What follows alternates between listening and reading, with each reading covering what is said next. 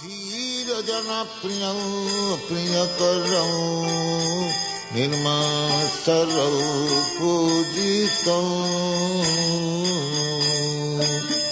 नाना शास्त्र विचारणैकनिपुणं. And now chapter 14, Devotional Qualifications. लोकानां हितकारिणं त्रिभुवने मन्नं शरण्याकरं नाना शास्त्र विचारणैकनिपुणं सद्धर्म. Some scholars recommend that knowledge and renunciation are important factors for elevating oneself to devotional service. But actually, that is not a fact.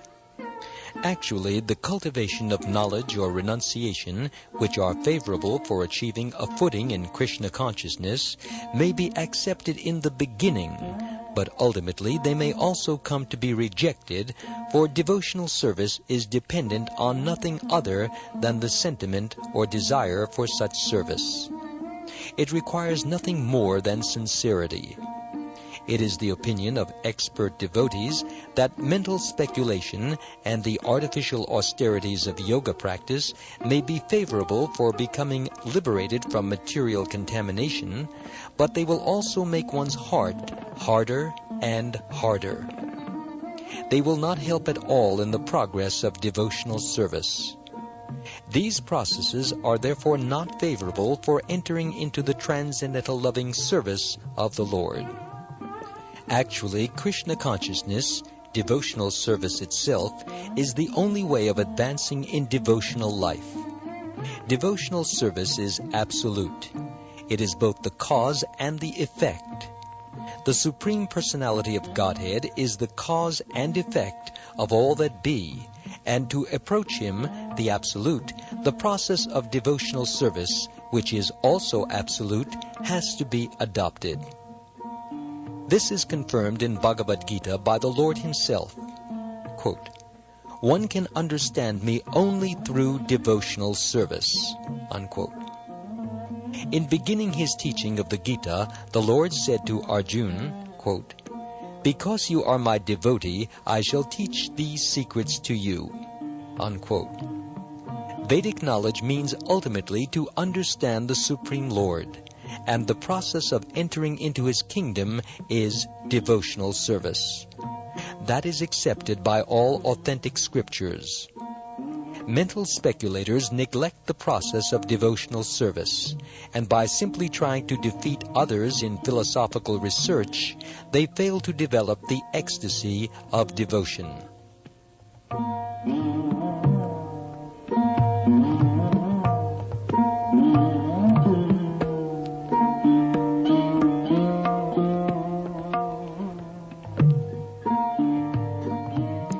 In the 11th canto, 20th chapter, verse 31 of Srimad Bhagavatam, Krishna says, quote, "My dear Uddhava, for persons who are seriously engaged in my service, the cultivation of philosophical speculation and artificial renunciation are not very favorable. When a person becomes my devotee, he automatically attains the fruits of the renunciation of material enjoyment, and he gets sufficient knowledge to understand the absolute truth." Unquote. That is the test of advancement in devotional service. A devotee cannot be in darkness because the Lord shows him special favor and enlightens him from within. In the 11th canto, 20th chapter, verses 32 and 33 of Srimad Bhagavatam, the Lord further instructs Uddhava, quote, "My dear friend, the prophets derived from fruitive activities, austerities, the culture of philosophical knowledge, renunciation, the practice of mystic yoga, charity, and all similar auspicious activities are automatically achieved by my devotees, those who are simply attached to me by loving service. These devotees have everything at their disposal, but they desire nothing outside of my devotional service. If ever a devotee should desire some material profit, like promotion to the heavenly planets, or some spiritual profit, to go to the Vaikunthas, by my causeless mercy his desires are very easily fulfilled." Unquote. Actually, a person who is developing Krishna consciousness and still has some attachment to material enjoyment will soon be freed from such a tendency by regularly discharging devotional service under the instruction of a bona fide spiritual master.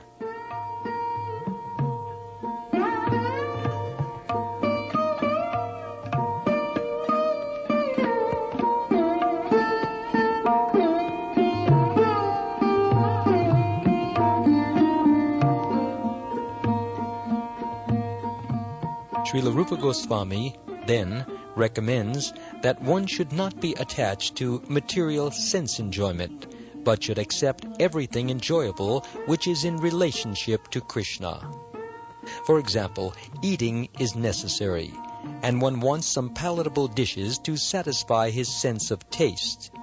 So in that case, for the satisfaction of Krishna, rather than for the satisfaction of the tongue, some palatable dishes may be prepared and offered to Krishna.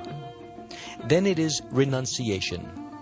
Let the palatable dishes be prepared, but unless they are offered to Krishna, one should not accept them for eating.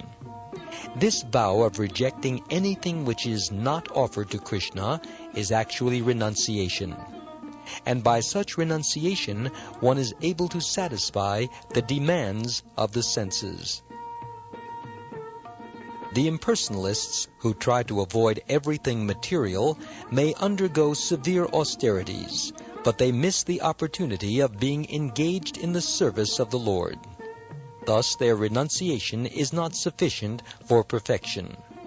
There are many instances where, following such artificial renunciation without any contact with devotional service, the impersonalist again fell down and became attracted to material contamination. There are many supposed renouncers, even at the present moment, who officially become sannyasis or renouncers, and outwardly claim that spiritual existence is truth and material existence untruth. In this way, artificially, they make a show of renunciation of the material world.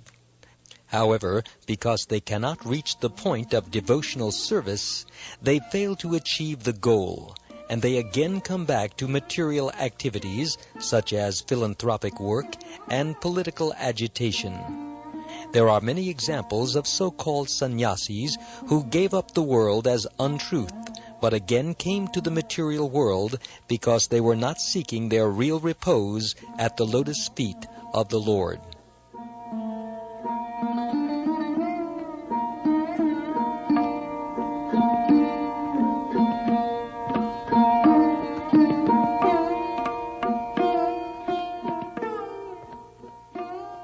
One should not give up anything which can be utilized in the service of the Lord.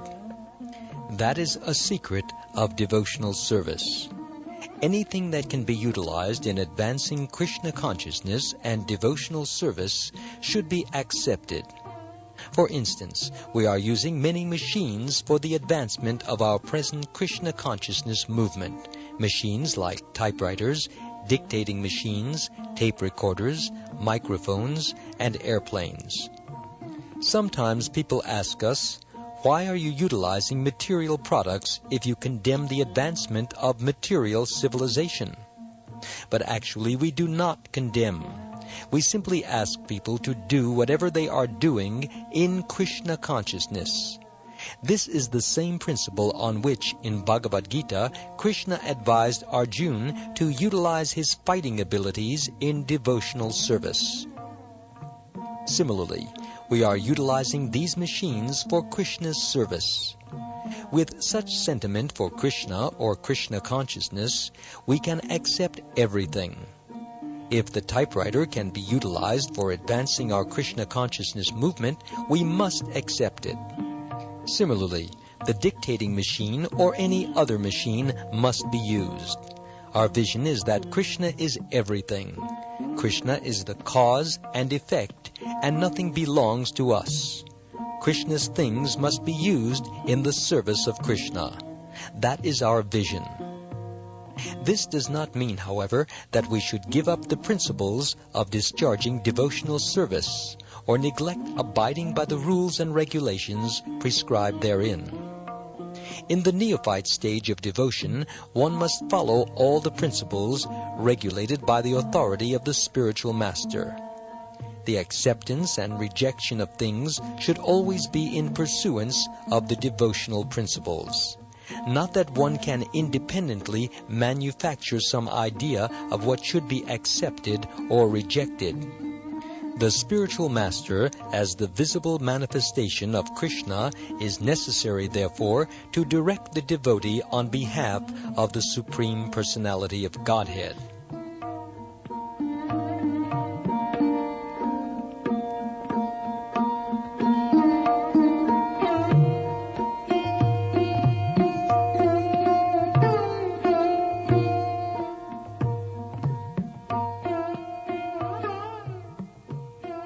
The spiritual master must never be carried away by an accumulation of wealth or a large number of followers. A bona fide spiritual master will never become like that. But sometimes, if a spiritual master is not properly authorized and only on his own initiative becomes a spiritual master, he may be carried away by an accumulation of wealth and large numbers of disciples. His is not a very high grade of devotional service. If a person is carried away by such achievements, then his devotional service becomes slackened. One should therefore strictly adhere to the principles of disciplic succession. A Krishna-conscious person, being naturally purified, has no need of developing any other purificatory process of thought or action. On account of his being highly elevated in Krishna consciousness, he has already acquired all the good qualities and is following the rules and regulations prescribed for the mystic yogic process. Such rules are automatically practiced by the devotees. A concrete example is the quality of non-violence, which is considered a good qualification. A devotee is naturally non-violent, and therefore doesn't have to practice non-violence separately. Some people seek purification by joining a vegetarian movement, but a devotee is automatically a vegetarian. He doesn't need to practice separately in this matter, or to join any society for vegetarians. He is automatically a vegetarian.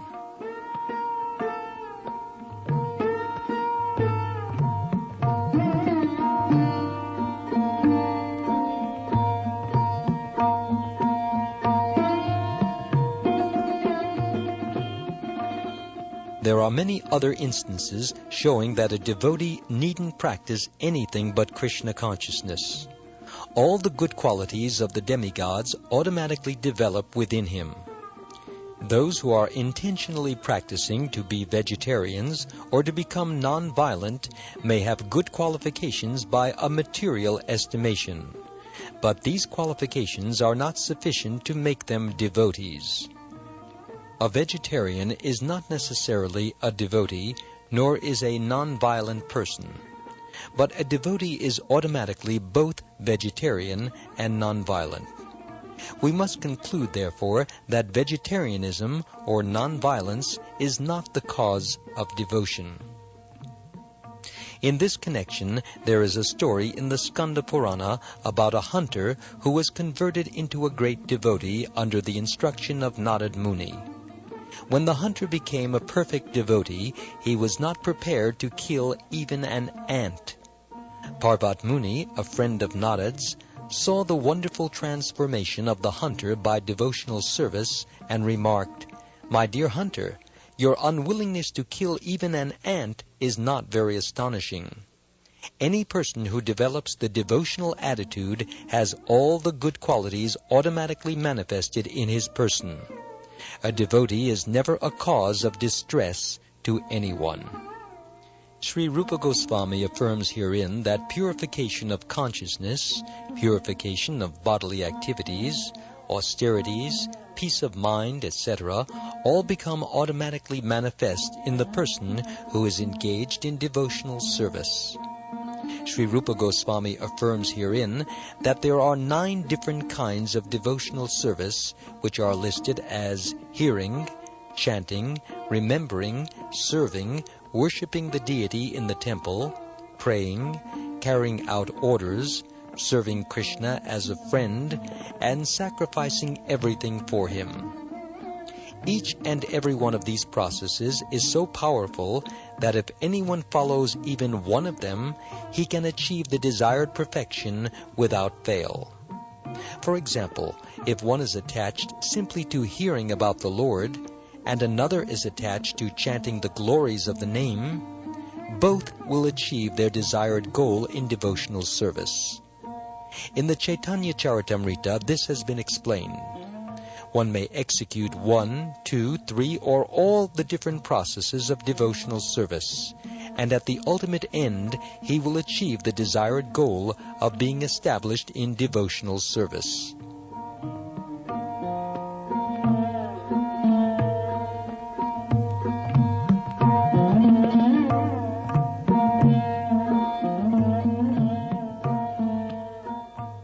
There are concrete examples of how a devotee discharged one of these services and achieved perfection.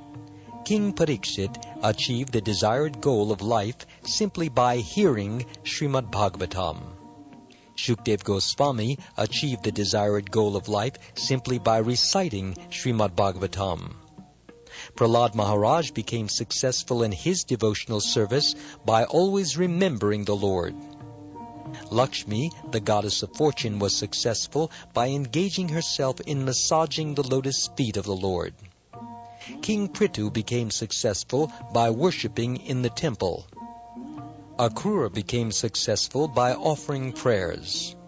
Hanuman became successful by rendering personal service to Lord Ramachandra.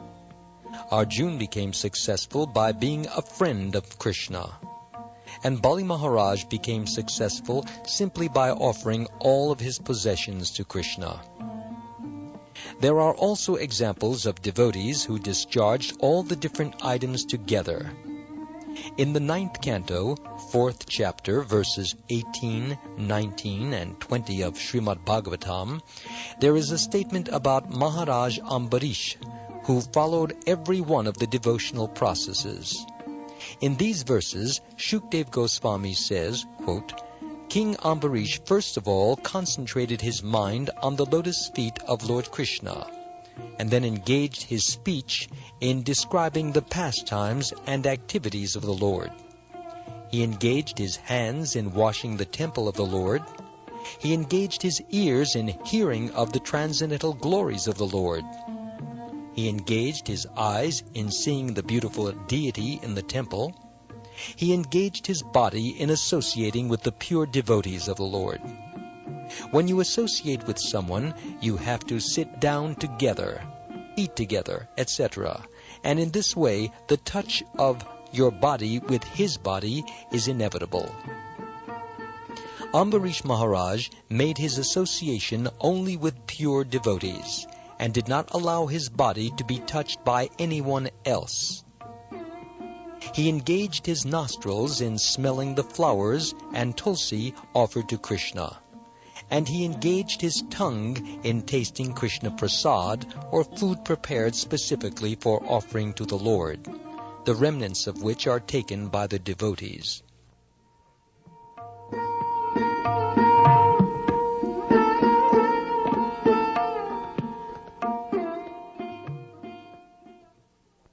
Maharaj Ambarish was able to offer very nice prasad to Krishna because he was a king and had no scarcity of finances.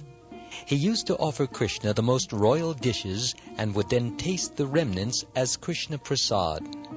There was no scarcity in his royal style because he had a very beautiful temple wherein the deity of the Lord was decorated with costly paraphernalia and offered high-grade food. So everything was available, and his engagement was always completely in Krishna consciousness." Unquote.